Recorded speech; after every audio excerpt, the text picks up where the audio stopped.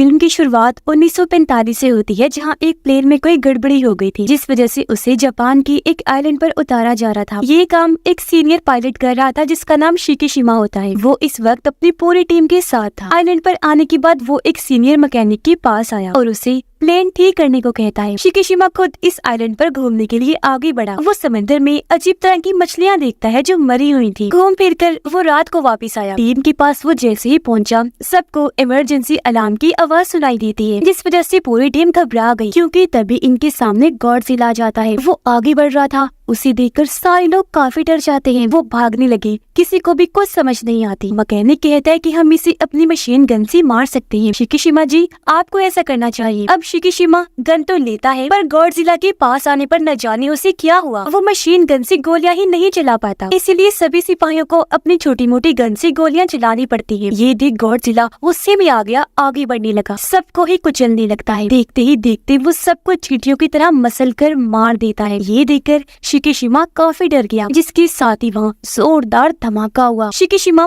काफी दूर जाके गिरा, वहीं बेहोश हो जाता है और सबको मारने के बाद गॉडजिला जोरों से धाड़ने लगता है। सुबह जाकर शिकीशिमा को होश आई। आगे बढ़ने पर उसने देखा कि मेरी पूरी टीम मारी गई है। हर तरफ उनकी लाशें पड़ी हुई थी। लाशों को मैकेनिक यहाँ एक साथ लाकर रख रहा था, क्योंकि गॉडजिला के हमले में वो किसी तरह बच गया था। शिकीशिमा के वहाँ आने पर मैकेनिक उस पे काफी भड़क गया, कहता है कि इन सब की मौत की जिम्मेदार तुम हो, तुमने गॉडजिला पर वार नहीं किया, इसीलिए सभी मारे गए। जो सुनकर वो काफी दुखी हो गया। कुछ टाइम के बाद शिकीशिमा को बाकी पायलट्स के साथ वापस टोक्यो भेज दिया जाता है। वो जब घर आया तो पता चला कि यहाँ बमबारी की वजह से सब कुछ तहस नहस हो गया है। सारे घर टूट फूट गए, यहाँ तक कि शिकीशिमा का घर भी पूरा बर्बाद हो चुका था। यहाँ उसकी पड़ोसन मिली, कहती है कि तुम बच गई हो। रोती हुई बोली, पर मेरा बेटा मारा गया। शिकीशिमा पूछता है, क्या मेरे मॉम डैड जिंदा है? वो कहती है कि नहीं, यहाँ सभी मारे गए हैं। दुखी होकर आगे बढ़ी, बार बार यही कहती रहती है कि हमारी किस्मत ही खराब है, जिसमें हमारे साथ ये सब हो गया। शिकीशिमा जब आगे बढ़ा तो पुलिस एक औरत के पीछे पड़ी हुई थी। उसने हाथ में बच्चा उठाया हुआ था। औरत जब भाग रही थी तो वो उसके सामने आ गया। तब औरत शिकीशिमा को वो बच्ची पकड़ाकर वहाँ से भाग जाती है। वो जब थोड़ा आगे बढ़ा तो वही औरत उसके पास आई।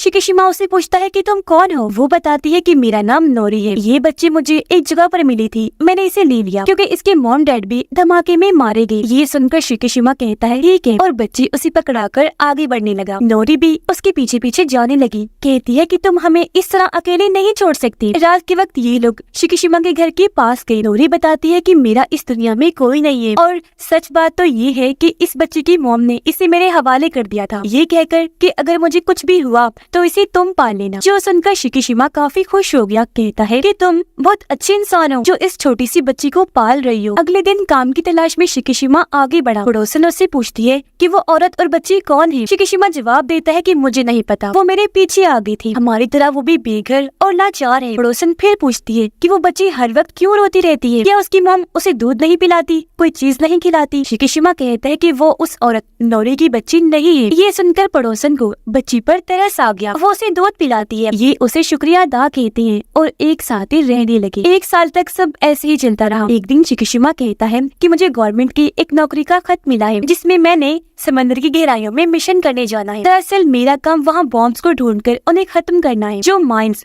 खुदाई करके वहाँ लगाए गए हैं। वो दूसरी जंग के दौरान अमेरिका और जापान ने लगवाए थे वहाँ। नोरी कहती है, मगर ये काम काफी खतरनाक लग रहा है। शिकीशिमा कहता है कि हाँ, है तो खतरनाक, लेकिन इसके बदले हमें बहुत सारा पैसा मिलेगा, जिससे हम जिंदगी में आगे बढ़ सकते हैं, बहुत खुश रहेंगे, जो बच्चे के लिए बहुत जरूरी है। नोरी कहती है, मगर मैं तुम्हें मरने नहीं देना चाहती। शिकीशिमा कहता है, पर मुझे कुछ नहीं होगा, क्योंकि गवर्नमेंट हमें काफी अच्छे हथियार और कश्तियाँ दे रही है। पर अगले दिन शिकीशिमा जब काम पर गया तो उससे पता चला कि गवर्नमेंट ने इनके साथ बस झूठ बोला है, क्योंकि इन्हें बस आम से हथियार और कश्तियाँ दी जा रही। यहाँ शिकीशिमा की मुलाकात डॉक्टर से भी हुई, जो इस पूरे मिशन के हेड थे। डॉक्टर उसे भी कश्तियों के बारे में सारी बात समझा देता। डॉक्टर के लोग एक माइन बॉम्ब को ढूंढकर उस पर निशाना लगा रही थी। कई बार शूट करते ही, लेकिन उनका निशाना ठीक नहीं लग रहा था, हमेशा चूक जाता था। मगर जब शिकीशिमा निशाना लगाता है तो वो आसानी से ही माइन बॉम्ब को फोड़ देता है, जो देखकर डॉक्टर काफी खुश हो गया। रात को शिकीशिमा को वही सपना आया, जिसमें गॉडजिला उसके साथियों को कुचलता चलता हुआ आगे बढ़ने लगता है। ये भयानक सपना देखकर शिकिशिमा चौंक कर उठ जाता है। अपने साथियों की मौत पर काफी दुखी होने लगा। नोरी उसे पानी पिलाती है। शिकिशिमा बताता है कि मुझे ऐसे भयानक सपने आते रहते हैं, उम्मीद करता हूँ कि जल्द मैं ये सब भूल जाऊँ। वो काफी दुखी होने लगा। तब नोरी उसे संभालती है। अब एक आइलैंड पर न्यूक्लियर धमाका हुआ जो अमेरिका ने करवाया होता है। फिर ऐसे वक्त गुजरता गया जहाँ शिकिशिमा अपनी टीम के साथ और भी कई सारे बॉम्ब्स को तबाह कर देता है और हंसी खुशी नोरी और बच्ची के साथ रहने लगता है। ये लोग अपना घर भी बना लेते हैं जहाँ शिकिशिमा अपने पूरे टीम को लाया। नोरी सबके लिए खाना बनाती है। सब काफी खुश हुए। उन्होंने तारीफ की। कहती है, भाभी खाना बहुत मजे का बना है। ये सुनकर नोरी कहती है, मैं शिकिशिमा की वाइफ नहीं हूँ। जो सुनकर पूरी टीम काफी चौंक जाती है। तब शिकिशिमा उन्हें बताता है कि धमाके की बात से ही ये मेरे साथ रह रही है क्योंकि इसका मेरी तरह कोई भी नहीं है और ये बच्ची भी हम दोनों की नहीं है। जिस पर टीम कहती है कि आप दोनों को शादी कर लेनी चाहिए। एक दिन नोरी शिकिशिमा को कहती है कि मुझे एक जगह पर नौकरी मिली है, मैं जल्द ही अपने पैरों पर खड़ी हो जाऊंगी और बच्ची को पड़ोसन संभाल लेंगी। मेरी उनसे बात हो गई है। जिस पर शिकिशिमा भी मान जाता है। अब बताया गया कि अमेरिका जगह जगह न्यूक्लियर हमले करवा रहा है, जिसका उल्टा असर ये हुआ कि गॉडजिला और ज्यादा बड़ा, खतरनाक और ताकतवर बन गया है और अब वो जापान की तरफ बढ़ रहा था। अब ये टीम जब आगे बढ़ी तो इन्हें वो शिप बर्बाद हुई नजर आई जो 1945 में गॉडजिला की हमले से बर्बाद हुई थी। ये देखकर टीम काफी चौंक गई। वो सोचते हैं कि ये काम भला कौन सा जानवर कर सकता है जो इतना बड़ा था। तब शिकिशिमा बताता है कि ये गॉडजिला ने किया था क्योंकि वहाँ उसे मरी हुई मछलियाँ नजर आ जाती है। वो बताता है कि जब भी गॉडजिला ऊपर आने वाला होता है तब वो नीचे के जानवरों को मार कर ऊपर भेज देता है। ये चीज मैंने एक आइलैंड पर देखी थी। अब अचानक कई सारी बड़ी मरी हुई मछलियाँ शिप के चारों तरफ फैल जाती हैं। जो देख शिकिशिमा काफी घबरा गया क्योंकि समझ गया था कि यहाँ पे गॉडजिला आ रहा है। वो डरते हुए कहता है कि हमें यहाँ से जल्द निकलना चाहिए। जिसके साथ ही गॉडजिला पानी से बाहर आ जाता है। वो इनकी शिप के पीछे लग गया था और ये लोग तेजी से आगे बढ़ रहे थे। शिकिशिमा और डॉक्टर एक काफी बड़ा बॉम्ब पानी में फेंकते हैं जो गॉडजिला से जा टकराता है। इन्होंने कई सारे धमाके किए पर गॉडजिला का जिस्म इतना मजबूत था कि इन धमाकों का उस पर कोई असर नहीं होता, बल्कि अब वो अपना मुंह भी बाहर निकाल कर आगे बढ़ने लगता है। ये लोग एक और बॉम्ब पानी में फेंकते हैं लेकिन बॉम्ब को फोड़ने वाली तार ही कट हो जाती है। इसीलिए शिकिशिमा ऊपर आकर मशीन गन से गॉडजिला के मुंह में कई सारे शॉट्स करता है जिससे वहाँ धमाके होने लगे और गॉडजिला के मुंह का एक हिस्सा तबाह हो जाता है। लेकिन अचानक ही खुद ब खुद हील होकर ठीक हो जाता है और अब वो पूरा उठ खड़ा हुआ। इससे पहले शिप पर हमला करता तभी दूसरी साइड से जापान की आर्मी आकर अंधाधुंध गॉडजिला पर हमले करने लगती है जिससे वो काफी गुस्से में आ गया। शिप के नीचे से जाकर हमला कर देता है। पूरी शिप को पलटने लगा मगर वो लोग अभी भी नहीं रुकते, बार बार उस पर वार करते रहते हैं जिससे गॉडजिला भी जख्मी हो गया पानी में चला जाता है और अब वो खतरनाक लहरें छोड़कर शिप को पलट के ही रख देता है। फिर पानी से बाहर आकर जोर से दहाड़ने लगा। शिकिशिमा की टीम काफी डर जाती है और अब वो वापस से पानी में चला जाता है। इस हमले में शिकिशिमा भी काफी जख्मी हो गया। वो जब घर आया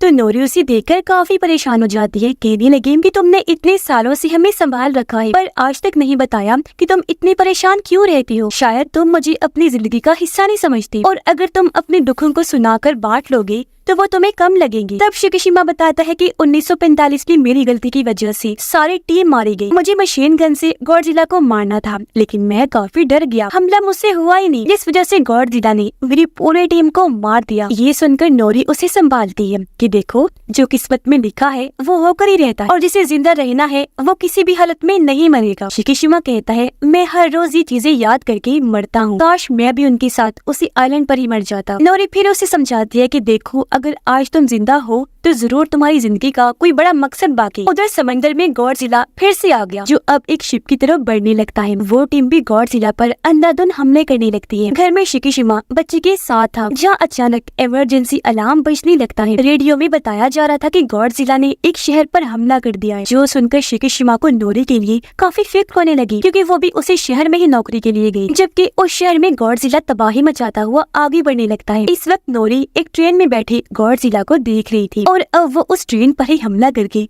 पूरी ट्रेन को ही उठा लेता है। वो नोरी वाले ट्रेन के डब्बे को मुंह में लेकर चबाने लगता है। नोरी काफी डर गई जो एक जगह लटकी हुई थी और अब वो अपनी जान बचाने के लिए पानी में कूद पड़ती है। यहाँ कुछ रिपोर्टर्स गॉडजिला की रिपोर्टिंग कर रही थी उसकी वीडियो बनाकर। उन्हें वो देख चुका था और अब गॉडजिला उनकी तरफ बढ़ने लगा, लेकिन वो फिर भी वहाँ से नहीं हटी। गॉडजिला वहाँ आकर मुक्के से उस पूरे टावर को तबाह कर देता है। वो टूट गया, जिससे सारे रिपोर्टर्स मारे जाते हैं। नोरी जब भाग रही थी तो यहाँ शिकीशिमा आ गया और अब ये दोनों सारे लोगों के साथ भागने लगते हैं। गॉडजिला भी उनके पीछे पीछे ही था, जहाँ आर्मी उस पर टैंक से हमले कर रही। उसे गुस्सा आ गया और अब गॉडजिला की पंख और पीठ से नीले रंग की रोशनी निकलने लगती है, जिसके साथ ही वो खतरनाक शुआएं लहरें बाहर निकालने लगता है। ऐसा होते ही वहाँ जोरदार कई सारे धमाके होने लगे, जो वहाँ के सभी लोगों और बिल्डिंग्स को अपनी लपेट में लेने लगे। शिकीशिमा को इससे बचाने के लिए नोरी उसे धक्का दे देती है और इस हमले की तबाही को अपने ऊपर ले लेती है। कुछ देर के बाद शिकीशिमा जब बाहर आया तो उसे नोरी समेत दूर दूर तक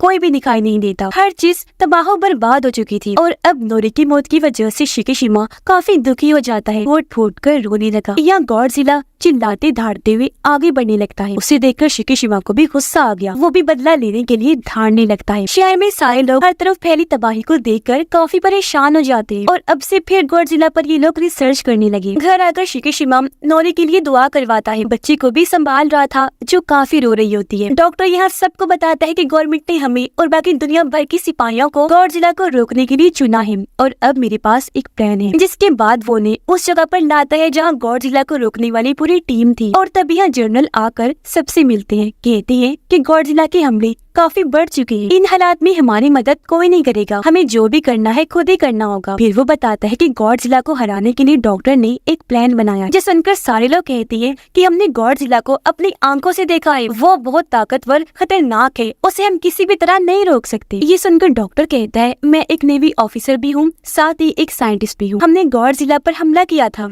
जिसमें हम कामयाब भी हुए थे। हमने उसका आधा चेहरा धमाके से उड़ा दिया था, लेकिन वो दोबारा हील होकर ठीक हो गया था। पर इस बार हमारे पास नया प्लान है। हम शिप्स के जरिए गॉडजिला के जिस्म के अलग अलग हिस्सों पर गैस के सिलेंडर लगा देंगे। फिर उसी की स्पीड से काफी तेजी से उसे समंदर की गहराइयों में फेंक दिया जाएगा। जिस समंदर में हम ये करने वाले हैं वो काफी गहरा है। गहराई में जाने की वजह से प्रेशर उसका जिस्म बर्दाश्त नहीं कर पाएगा, जिससे वो मर सकता है। ये सुनकर एक ऑफिसर पूछता है कि अगर उसे कुछ ना हुआ तो। इस पर डॉक्टर कहता है कि अगर कुछ ना हुआ तो फिर हमारे पास प्लान बी भी है। प्लान बी में गॉडजिला जब पानी की गहराई में होगा तब उसके जिस्म पर लगाए गए सिलेंडर्स पर बैलून्स गुब्बारे खुल जाएंगे, जिससे गॉडजिला जिस स्पीड से नीचे गया था उसी स्पीड से वापस ऊपर आने लगेगा। 2-3 बार बैलून्स के खुलने पर वो प्रेशर बर्दाश्त नहीं कर पाएगा और उसकी मौत हो जाएगी। ये सुनकर एक ऑफिसर पूछता है सर आपको यकीन है कि इन हमलों से गॉडजिला मारा जाएगा? इस पर डॉक्टर कहते हैं कि शायद, लेकिन ये हमें करना ही पड़ेगा क्योंकि इसके अलावा हमारे पास और कोई रास्ता नहीं है। उसका साथ जर्नल भी देते हैं कि गॉडजिला पहले ही काफी कुछ तबाह कर चुका है, अब हमें उसे रोकने के लिए ये जरूर करना चाहिए। जिसके लिए वहाँ के सारे ऑफिसर्स मान जाते हैं। शिकीशिमा अपनी पूरी टीम के पास आया। डॉक्टर उन्हें कहता है कि गॉडजिला को समंदर में सही जगह पर लाने के लिए हमें एक प्लेन को तैयार करना है जो हथियारों से भरा हो और अब मुझे एक बेहतरीन मैकेनिक की जरूरत है जो ऐसा प्लेन तैयार कर दे। ये सुनकर शिकीशिमा कहता है कि ये काम मेरा दोस्त मैकेनिक कर सकता है, मैं उसे ढूंढ कर लाऊंगा। और अब शिकीशिमा उसे काफी ढूंढ कर आखिर उसके घर गया, जहाँ मैकेनिक उसे मिल भी जाता है, लेकिन वो आज भी उसे काफी बातें सुनाता है कि तुम्हारी वजह से 1945 में हमारी पूरी टीम मारी गई थी। शिकीशिमा कहता है हाँ मैं जानता हूँ, लेकिन अब मुझे अपनी गलती सुधारने का एक मौका मिला है जिसमें मुझे तुम्हारी मदद चाहिए। गॉडजिला को मारने के लिए हमें एक प्लेन चाहिए जिसे तुम्हें तैयार करना होगा। इससे हमारे गवर्नमेंट और आर्मी की भी हम मदद कर सकते हैं, साथ ही करोड़ों लोगों की भी जानें बचा सकते हैं। जिसके लिए वो मैकेनिक मान गया। वो शिकीशिमा के साथ उस जगह पर आया जहाँ उसने प्लेन तैयार करने थे। वो आगे बढ़ा, अपने काम पर लग जाता है प्लेन को तैयार करने में। उधर डॉक्टर ने भी कई सारे हथियार और गैस सिलेंडर तैयार करवा लिए थे। कुछ ही दिनों में प्लेन भी तैयार हो जाती है। कुछ दिन के बाद शिकीशिमा बच्चे से आकर मिला, जहाँ उसने एक पेंटिंग बनाई हुई थी जो कागज वो शिकीशिमा को देती है। जो देख वो कहता है कि बेटा इस पेंटिंग में तुम काफी दुखी लग रही हो, क्या बात है? इस पर वो कहती है कि जी क्योंकि मुझे मोम बहुत याद आ रही है। जो बताकर वो रोने लगी। उसे देखकर शिकीशिमा को भी काफी दुख हुआ। वो बच्ची को संभालता है। फिर जैसे ही रात हुई वो एक खत लिखकर बच्ची के पास रखता है और उसे सुलाकर वहाँ से चला जाता है। वो आकर मैकेनिक से मिला जिसने और भी कई सारे प्लेन्स तैयार कर लिए थे। एक प्लेन में शिकीशिमा बैठ गया। तब मैकेनिक उसे बताता है कि मैंने इसमें भी बॉम्ब, हथियार और गैस सिलेंडर लगा दिया है। तुम्हें बस इस प्लेन को और इसके बटन्स को अच्छे से इस्तेमाल करना होगा। 1945 में गॉडजिला ने कुचलकर तुम्हारे सभी साथियों को मार दिया था, पर आज तुम उसे मारकर अपना बदला जरूर लेना। जिस पर शिकीशिमा कहता है कि हाँ, मैं ऐसा करूंगा जरूर। वो फिर बच्चे की बनाई हुई पेंटिंग देखने लगा जो इन तीनों की ही थी, और यहाँ वो बच्चे के साथ साथ नोरी को भी याद करने लगता है। अगले दिन बच्ची पड़ोसन के पास आकर उसे शिकीशिमा का खत देती है, जो असल में पड़ोसन के लिए ही था। खत के साथ कुछ पैसे थे। खत में लिखा था कि इन पैसों से बच्ची का ख्याल रखना। जो अधिक पड़ोसन समझ गई कि अब शिकीशिमा जिस मिशन पर गया है वहाँ से वापस कभी नहीं आएगा। जबकि उधर सभी शिप्स समंदर में आगे बढ़ने लगती है अपने लोकेशन पर जहाँ इन्हें जाना था। वो पानी में डिवाइसेस की मदद से आवाज पैदा करते हैं गॉडजिला को परेशान करने के लिए। जबकि शिकीशिमा अब अपने प्लेन को लेकर उड़ जाता है। गॉडजिला डिवाइसेस की आवाज से परेशान होकर पानी से निकलकर एक शहर में आ गया था। शिकीशिमा प्लेन को लेकर गॉडजिला के काफी करीब से गुजर जाता है, फिर उसके चारों तरफ घूमकर हमले करने लगता है गॉडजिला को भड़काने के लिए। अब गॉडजिला उसके प्लेन का पीछा करने लगा, इसलिए शिकीशिमा उसे लेकर समंदर में अपनी मेन लोकेशन की तरफ बढ़ने लगा। जब डॉक्टर उन्हें आता हुआ देखकर काफी खुश हो जाता है और वो सभी शिप्स को तैयार होने के लिए कहता है। जबकि शिकीशिमा और गॉडजिला समंदर में लगातार आगे बढ़ रहे थे, और अब जैसे ही शिप्स गॉडजिला के पास आने लगी, उसके जिस्म से फिर से नीले रंग की रोशनी चमकने लगती है। एक बार फिर पानी में शुआएं लहरें छोड़ता है, जिससे यहाँ एक बार फिर जोरदार धमाके होने लगे। लेकिन इस बार शिप्स पर इसका कोई खास असर नहीं होता। जिसके बाद ये लोग पानी में सिलेंडर्स फेंकने लगते हैं। गॉडजिला की चारों तरफ घूमकर उसके पूरे जिस्म पर सिलेंडर्स लगाने लगते हैं, क्योंकि इस वक्त उसका पूरा ध्यान शिकीशिमा के शिप पर ही था। और अब ये लोग अपने शिप्स के जरिए सभी सिलेंडर्स को चला देते हैं, जिसके साथ ही काफी तेजी से गॉडजिला को पानी में डबो दिया जाता है। उसका जिस्म पानी में 1500 मीटर तक नीचे चला जाता है। फिर अचानक ही वो रुक गया, जो देखकर सभी लोग काफी खुश हो जाते हैं, क्योंकि उन्हें लग रहा था कि गॉडजिला मर गया होगा। लेकिन वो इतनी आसानी से मरने वाला नहीं था। पानी में जाकर भी वो उनकी रस्सियों को खींचने लगता है, जिससे वो भी समझ गई कि वो अभी तक जिंदा है। इसलिए अब वो प्लान बी के मुताबिक सिलेंडर में लगाए गए बलून्स को ओपन करने लगती है, जिससे गॉडजिला एक बार फिर से तेज स्पीड में ऊपर आने लगता है। लेकिन 800 मीटर पर आने के बाद वो रुक जाता है, और अब वो उन बलून्स को एक एक करके तोड़ने लगता है। इसीलिए अब रस्सियों को खींचकर गॉडजिला को ऊपर लाने की कोशिश की जाती है। कुछ ही देर में वो ऊपर आ तो गया, पर उसके जिस्म पर एक भी खरोच नहीं आई होती। वो जोर से धाड़ने लगा, फिर से शुआओं की लहर बनाने की तैयारी करता है। उसका खतरनाक बड़ा सा मुंह देखकर सब लोग काफी डर जाते हैं। अपनी मौत को सभी लोग अपनी आंखों के सामने देख रहे थे। वो हिम्मत अब हार चुकी थी। लेकिन अभी भी शिकीशिमा प्लेन में बैठकर आगे बढ़ रहा होता है, जहाँ उसे अपने मरे हुए साथियों के साथ ही नोरी की भी याद आने लगती है, और उसे एक बार फिर बदले का ख्याल आया। इसीलिए अपने प्लेन को लेकर वो गॉडजिला के मुंह में ही घुस जाता है। और अब जैसे प्लेन तबाह हुआ, काफी बड़े धमाके के साथ गॉडजिला का पूरा मुंह ही उठ जाता है। ये देखकर डॉक्टर और सारे लोग शिकीशिमा की मौत पर काफी दुखी हो जाते हैं। पर कुछ ही दूरी पर पैराशूट पर उड़ते हुए उन्हें शिकीशिमा नजर आ जाता है, जो देखकर सभी काफी खुश हो जाते हैं कि थैंक गॉड वो अभी जिंदा है। इस सब के बारे में रेडियो के जरिए मैकेनिक को भी पता चल गया था, जो जानकर वो भी काफी खुश हो जाता है। और उसे याद आया कि हाँ, मैंने शिकीशिमा को बताया था कि इस प्लेन में पैराशूट भी है। उसे इस बात से काफी खुशी हुई कि उसने अपनी जहानत से इस मिशन को कामयाब बना लिया, क्योंकि पैराशूट से उड़ते हुए शिकीशिमा देखता है कि गॉडजिला का बिना मुंह का जिस्म नीली रोशनी छोड़ते हुए